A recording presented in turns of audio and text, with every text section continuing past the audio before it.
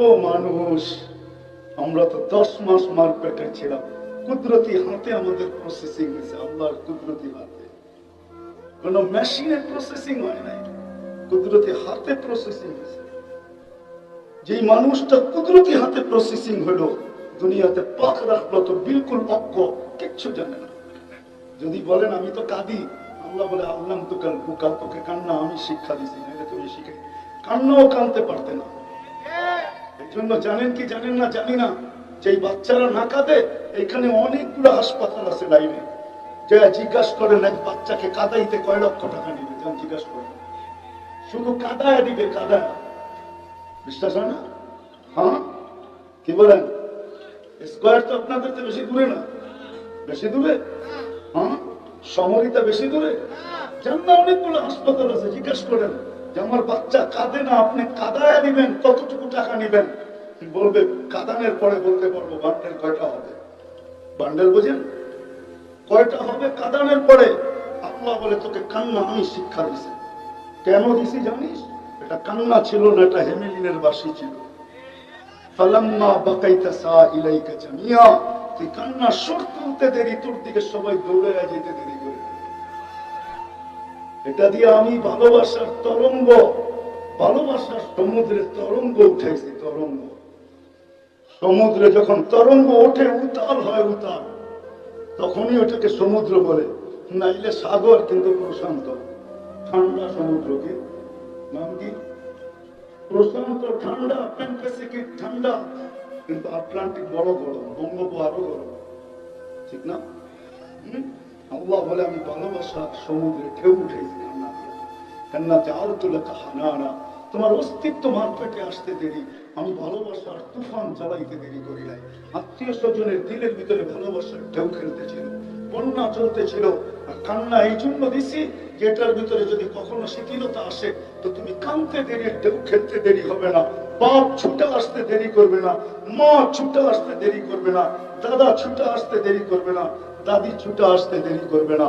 ফালাম্মা বাকাইতা সাইলাইকা জামিয়া, তুমি কান্না সুর তুলতে দেরি, সবাইকে তোমার দিকে দৌড়াইতে দেরি করি, সব দৌড়াইতেছে তোমার দিকে।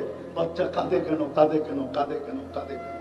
আল্লাহ বলে একটু আমি শিখেছি, তুমি বড় অজ্ঞ ছিলে, তোমার মতো অজ্ঞ কেউ ছিল না, কোনটা মিসকিনা, তোমার মতো নিশ্চয় কেউ জমিনে পা রাখে না। আমরা নিশ্চয় আসছি, চিত্র আল্লাহ তুলে ধরছেন, দাঁত তোমার ছিল না, তুমি কাটবে, জিহ্বা ছিল কিন্তু বাক শক্তি ছিল না, কান ছিল শ্রবণ শক্তির কার্যকারিতা ছিল না, চক্ষু ছিল দৃষ্টি শক্তির কার্যকারিতা ছিল না, মগজ ছিল ভালো মন্দ কি জিনিস তুমি বুঝতে না, দিল ছিল চিন্তা কি জিনিস তুমি জানতে না, হাত ছিল কর্ম তো দূরের কথা, ধরার ক্ষমতাই তো ছিল না, পাও ছিল চলার ক্ষমতা তোমার ছিল না, ফকত তাতা হারবা, তুমি একটু নড়াচড়া করতে পারো।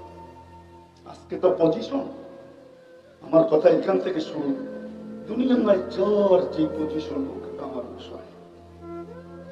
আমি অল্প সময় কথা বলবো, আমার পরে মাওলানা সিদ্দিকী সাহেব আবার বলবে। আমিও ওনার কথা বহুত দূর দূর থেকে শুনতে শুনতে আস্তে আস্তে গাড়ি নিয়ে আসতেছিলাম, আমারও ভালো লাগতেছিল, কিন্তু কি করবো, চলে আসছি। এই জন্যই দুটা কথা না বললেই নাই, গত বছর আসতে পারি নাই, বিরাট বড় একটা দাগ আছে, এই দাগটা মোছার জন্যই আজকে আসছি। তাও বহুত দূর থেকে আসছি, কাছের থেকে আসি না, বড় জাম জট আরেকটা প্রোগ্রামকে বিনষ্ট করে তারপরে আসছি। আমি জানি আজকে দাঁত না লাগবে, আমার বিষয় ছিল আমাদের পজিশন দুনিয়াতে যেমনই হোক, এই দুনিয়ার উন্নত মানুষটা, শ্রেষ্ঠ মানুষটা, যে সৃষ্টির ভিতরে শ্রেষ্ঠ মানব, শ্রেষ্ঠ মানুষটা, মানুষ শ্রেষ্ঠ, এতে কোনো সন্দেহ নেই, মানুষই সৃষ্টির ভিতরে সেরা। আমি বলি না, আল্লাহ বলে ওয়ালাকাদ কাররামনা বানি আদম, আল্লাহ আমাদেরকে শ্রেষ্ঠ করেছে। কিন্তু আফসোস, এই মানুষটা এক মিনিটের জন্য কখনো ভাবে না যে দুনিয়াতে তো আমার অবস্থান কিছু না কিছু আছে। নাইট গার্ডেরও একটা অবস্থান দুনিয়াতে আছে, সুইপারেরও একটা অবস্থান দুনিয়াতে আছে, রিক্সা চালকেরও একটা অবস্থান দুনিয়াতে আছে। হয়তো পরিধিটা ছোট, তার ছোট্ট ঘরে তার একটা অবস্থান আছে, সে ঘরের অভিভাবক। আমাদের বাবা উচিত যে আল্লাহর কাছ থেকে আসছি আর অচিরেই তার কাছে চলে যাবে। একটা কথা মনে রাখি, কিন্তু মনে রাখি, আজকে ইচ্ছার স্বাধীনতা দিয়েছেন বিদায় আমরা অনেক কিছু করতে পারি।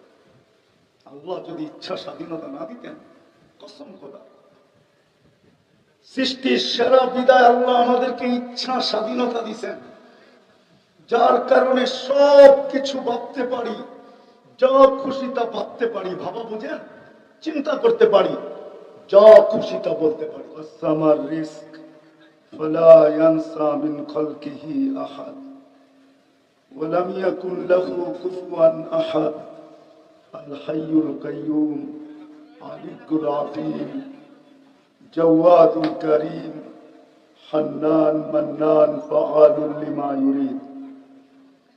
والصلاة والسلام على حبيبنا المصطفى الذي بعثه إلى الجن والإنس وإلى الأبيض والأسود بشيرا ونذيرا داعيا إلى الله رحمة للعالمين شفيع المذنبين خاتم النبيين حريص بالمؤمنين رؤوف رحيم صلى الله عليه وعلى آله وأصحابه وأتباعه صلاة وسلاما كثيرا كثيرا. أما بعد فأعوذ بالله من الشيطان الرجيم. بسم الله الرحمن الرحيم. لقد كان لكم في رسول الله أسوة حسنة. وقال جل جلاله وإن تطيعوه تهتدوا. وقال جل جلاله من أطاع الرسول فقد أطاع الله. وقال رسول الله صلى الله عليه وسلم عليكم بسنتي وسنة الخلفاء الراشدين المهديين أو كما قال عليه الصلاة والسلام. উক্ত মাহফিলের সম্মানিত সভাপতি, উপস্থিত উলামায়ে কেরাম, বিভিন্ন এলাকা থেকে আগত মুসলমান ভাইয়েরা, যে পর্যন্ত লাউড স্পিকারের আওয়াজ পৌঁছতেছে, যদি শোনার সুযোগ থাকে তো পর্দার অন্তরালে মা ও বোনেরা, কোরআন হাদিস থেকে যতটুকুই তেলাওয়াত করলাম, আশা রাখি একই সামনে রেখে অতি অল্প সময় কিছু কথা রাখব। সাথে সাথে সকলের কাছে অনুরোধ, কথাগুলা ধ্যান খেয়াল একাগ্র চিত্তে মনোযোগ সহকারে নিজের প্রয়োজন মনে করা, জীবনে প্রয়োজন মনে করে শুনব, সাথে সাথে দোয়ার দরখাস্ত করব। আল্লাহ আমাদের সকল শ্রোতাকে আমল করার তৌফিক দান করেন।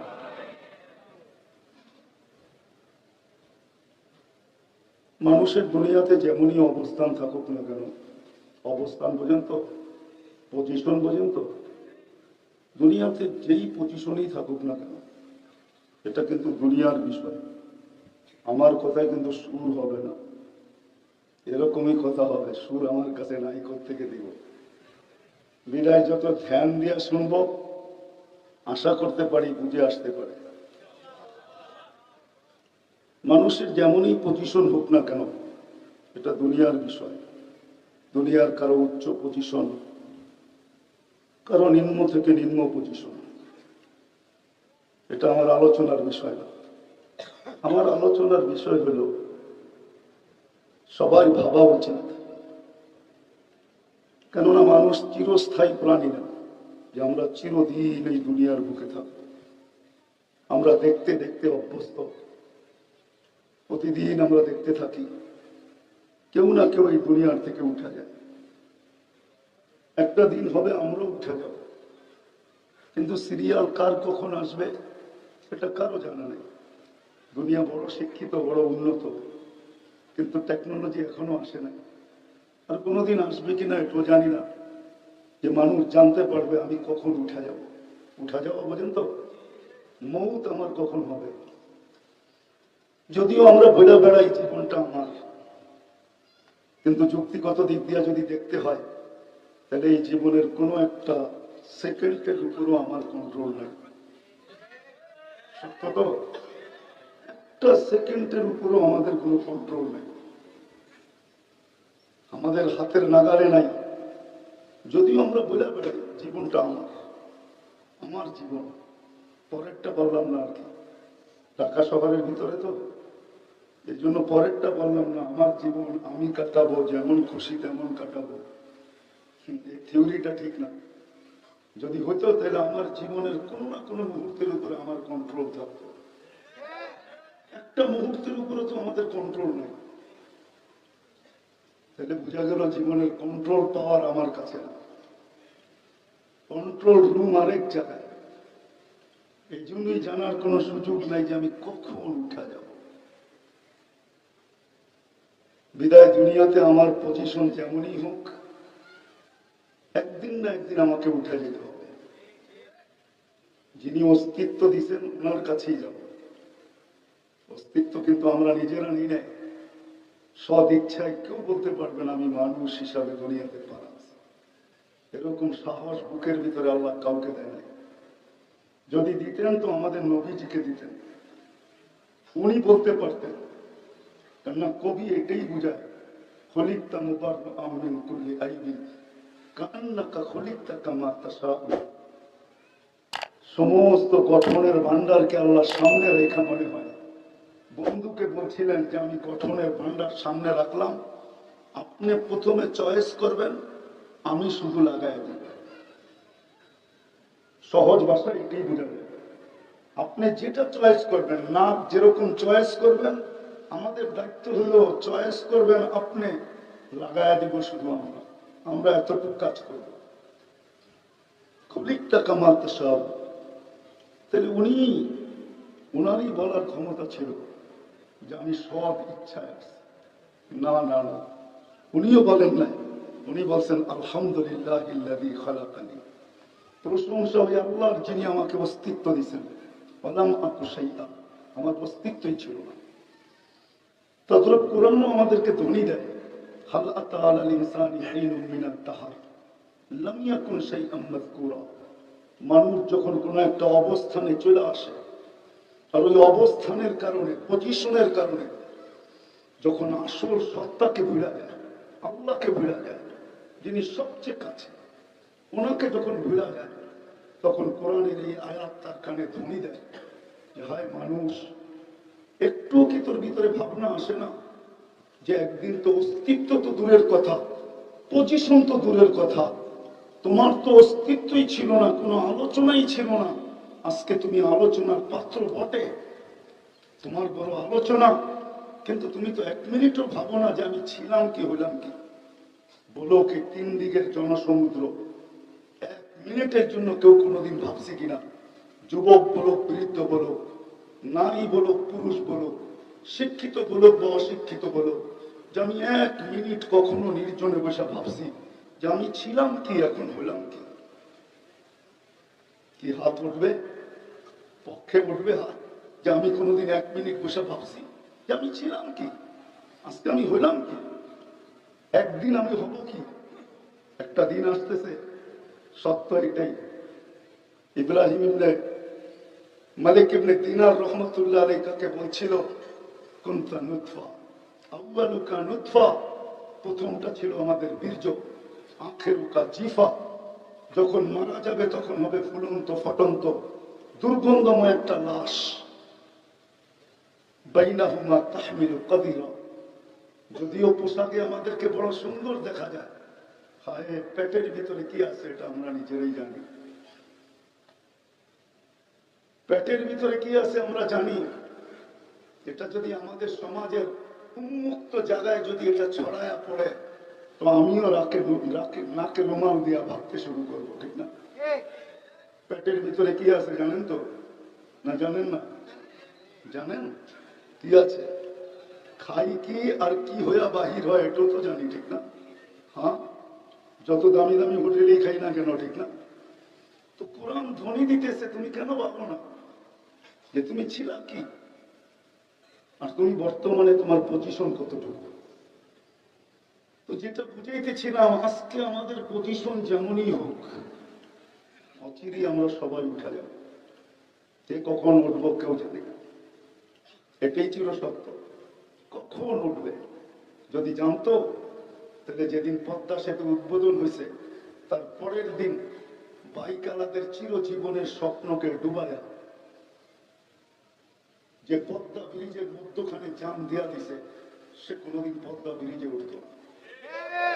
সত্য তো? ফিরোজ শাহী যদি জানতো যে আমার কান আমার উপরে সত্যায়িত হবে 1 মিনিটের নাই ভরসা, তাহলে সে কোনোদিন গাজীপুরের স্টেজে কমসে কম ওই দিন উঠত না। মনে হয় বুঝা গেছেন, ঠিক না? কে লেখছে 1 মিনিটের নাই ভরসা? ফিরোজ শাহী লেখছে, সে গাইছে, তার উপরে সত্যায়িত হয়েছে। সে আছে নাকি এখনো বেঁচে? কোথায় মারা গেছে? স্টেজে। সত্য এটাই, যে কোনো মুহূর্তে উঠে যেতে চাই। কিন্তু আমার প্রশ্ন, বলেন যার কাছ থেকে আসছি, যার কাছে যাবে, 1 ফোঁটা পানির থেকেই তো তৈরি। এই জন্য পজিশন পাওয়ার পরে যখন মানুষ হারায়া যায়, হারানো বোঝে, যুবক যখন হারায়া যায় আল্লাহকে ভুলা যায়, শিক্ষিত মানুষগুলা যখন আল্লাহকে ভুলা যায়, আল্লাহ কাছের থেকে ডাকে, মান আরাদা আন্নী নাদাইতুহু মিন কারীব। আল্লাহ বলে কাছের থেকে আমি তোকে ডাকি। আমা কুনতা মা মাহিনা, তোর কি মনে পড়ে না তুই একটা পানির ফোঁটা ছিলি? ফামান জাআলাকা দামা, বল তোকে রক্তে রূপান্তরিত কে করলো? ফামান জাআলাকা মুদগা, তোকে রক্তপিণ্ডতে রূপান্তরিত কে করলো? ফামান জাআলাকা ইযামা, তোর কঙ্কালটা কে তৈরি করলো? ফামান কাসা আলাইহি লাহমা, এর উপরে সুন্দরভাবে নিখুঁতভাবে গোশতের আর চামড়ার আবরণকে চড়াই। যুবক, রাগ হয়ে যেও না, আজকে তোমার চামড়া আর গোশতের আবরণ দেখা বহুত মানুষ গলায় ওড়না নিতে চায়, ওড়না পেঁচায় ঝুলতে চায়। হিন্দিতে বুঝাইলাম, ঠিক না? আবার তুমিও বহুত মানুষের গোশতের আর চামড়ার আবরণ দেখা বিশ্বের বোতল ডগডগায় পান করতে চাও। ইঙ্গিত বোঝেন কিনা জানি না, ঠিক না? আবার ঘন্টার পর ঘন্টা 14 তারিখে গলির মুখে অপেক্ষাও করতে মন চায়, ঠিক না? এটা গোশত আর চামড়ার আবরণ আর কিছু না। কে দিল এত সুন্দর গোশতের চামড়ার আবরণ? আল্লাহ বলে কুনতা সাগীরা ফামান কাব্বারতুক, তোর কি মনে পড়ে না মাঠ পেটের থেকে ততটুকু আসছি রে, বড় তোকে কে করলো? যদি মেশিন থাকতো দুনিয়াতে, তাহলে এই শর্ট ফিগার দুনিয়াতে কেউ থাকতো না। শর্ট ফিগার চিনা? কি বলে এটাকে? পাওনা। হ্যাঁ, আমেরিকা তো মেশিন আসে না, কোন উন্নত বিশ্বে এখনো মেশিন আসে নাই। বিজ্ঞানের হাত বহুত দূরে এটার থেকে। বিজ্ঞান এখনো ওই মেশিনের তথ্য পায় নাই যে ওটার ভিতরে ঢুকায় কয়েকদিন রাখলে সে আস্তে আস্তে বড় হয়ে যাবে। না না না, ইম্পসিবল। আল্লাহ বলে তুমি তো ছোট ছিলে, তোমাকে কে বড় করলো? আমা কুনতা যায়ীফা, তুমি কি দুর্বল ছিলে না? ফামান কাওয়াকা, তোমাকে আজকে বাহুবল কে দিল, সুঠামত্ব কে দিল? এই পাঞ্জাবকে তৈরি করলো, এই মাসুলকে তৈরি করলো। আজকে তুমি মাঝে মাঝে মাসুল দেখো যে আমার মাসুলটি কেমন, কে তৈরি করলো? যা খুশি তা লিখতে পারি, যেমন খুশি তেমন চলতে পারি, 3/4 হোক আর বিকেনি হোক, যেমন খুশি তেমন চলতে পারি, শুধু ইচ্ছা স্বাধীনতা দেওয়ার দরকার। আর যদি তা না হতো, তাহলে 1 সেকেন্ড কেউ আল্লাহ হুকুমের বিরোধিতা করবে, এটা কোনোদিন সম্ভব ছিল না। বিশ্বাস হয়? হ্যাঁ, বলেন অক্সিজেনের উপরে কার কন্ট্রোল? অক্সিজেন 24 ঘন্টা কে দেয়? হ্যাঁ হ্যাঁ, এই গলিটা তো এখন মানুষে ভরা, ঠিক না? উপরে সামিয়ানা দিয়ে সাটা, সাটা বোঝেন, বন্ধ, ঠিক না? কি অক্সিজেন নিতে অসুবিধা হইতেছে? হ্যাঁ, কে দিতেছে অক্সিজেন? আচ্ছা বলেন তো, ছাড়া আর টানার ভিতরে ডিস্টেন্স কতটুকু? বলেন, আপনারা তো শিক্ষিত লোক, ঠিক না? বলেন, ছাড়া আর টানার ভিতরে ডিস্টেন্স কতটুকু, দূরত্ব কতটুকু? এই যে ছাড়তেছি আর টানতেছি, 1 সেকেন্ড মেনে নিলাম, ঠিক না? মানলাম আপনাদের কথা, 5 সেকেন্ড মেনে নিলাম, ঠিক না? ঠিক না? বলেন, আমরা নেই কোনটা? পিওর, ঠিক না? ছাড়ি কোনটা? বিষাক্ত, ঠিক না? ঠিক না? এই বন্ধ একটা গলির ভিতরে উপরে সামিয়ানা, ঠাসা ঠাসা আমরা বসে আছি, গায়ে গায়ে লাগায়া, ঠিক না? ছাড়তেছি আর নিতেছি, এই 5 সেকেন্ডের ভিতরে আমাকে পিওরটা নিতে দিতেছে কে? আবার রিফাইন করে আমি দূষিত ছাড়তেছি, 5 সেকেন্ডের ভিতরে আবার রিফাইন করে এটাকে পিওর কে সাপ্লাই দিতেছে। আপনি করবেন আল্লাহর বিরোধিতা, ঠিক না? ইম্পসিবল, কোনদিন সম্ভব হতো না। 24 ঘন্টা অক্সিজেন বুক করবেন আল্লাহ, আর যা খুশি তা ভাববেন, যা খুশি তা বলবেন, যা খুশি তা লিখবেন, যা খুশি যেমন খুশি তেমন চলবেন। শুধু ইচ্ছা স্বাধীনতা দিচ্ছেন বিদায়। সম্ভব নাহলে কোনোদিন সম্ভব হতো না। অক্সিজেন কার? শুধু অক্সিজেন। আপনাকে আমাকে সুস্থ রাখার জন্য ডেলি 37 বার পার 40 মিনিটে একবার কিডনি আমাদেরকে ডায়ালিসিস করেন। পার 40 মিনিটে একবার, 24 ঘন্টায় 37 বার ডায়ালিসিস হয় কিডনি কুদরত দিয়ে। 37 বার। হাসপাতালের এরিয়া বললে চলে আপনাদের। এটাকে জিজ্ঞাসা করেন 40 মিনিট কেন, 340 একবার ডায়ালিসিস করতে পারবে কিনা জিজ্ঞাসা করেন। 340 একবার, 4 ঘন্টা লাগে একবার ডায়ালিসিস। সপ্তাহে 7 দিনও করতে পারে না, উর্ধে 5 দিন। আর ডেলি করেন 36 বার, শুধু সুস্থ রাখার জন্য। আপনি করবেন আল্লাহর বিরোধিতা? এটা কোনোদিন পসিবল ছিল না। শুধু সম্ভব কেন? ইচ্ছা স্বাধীনতা দিয়েছেন দিয়া শুধু তাকায় তাকায় দেখতেছেন। না বিরুন কাইফা তা'মালুন, দেখতেছি তুই করিস কি। ইন্নী মাআকুম মিনাল মুনতাযিরিন, তুমিও অপেক্ষায় আছো, আমিও অপেক্ষায় আছি। ফান্তাযিরু ইন্নী মাআকুম মিনাল মুনতাযিরিন, অপেক্ষা করো, আমি অপেক্ষমান।